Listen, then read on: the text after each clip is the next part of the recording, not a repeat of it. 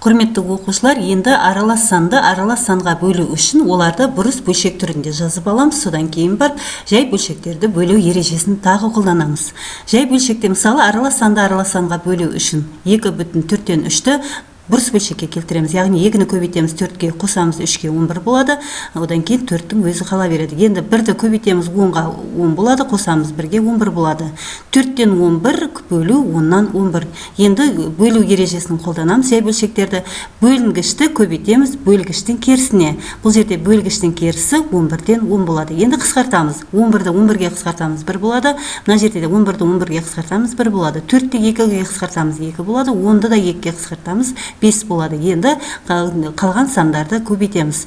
1-ді 5-ке көбейтеміз, алымға жазамыз, 2-ні 1-ге көбейтеміз, бөлімге жазамыз. Нәтижесінде 2-ден 5 дұрыс бөлшекке келтіреміз. 2/2-ден 1 болады.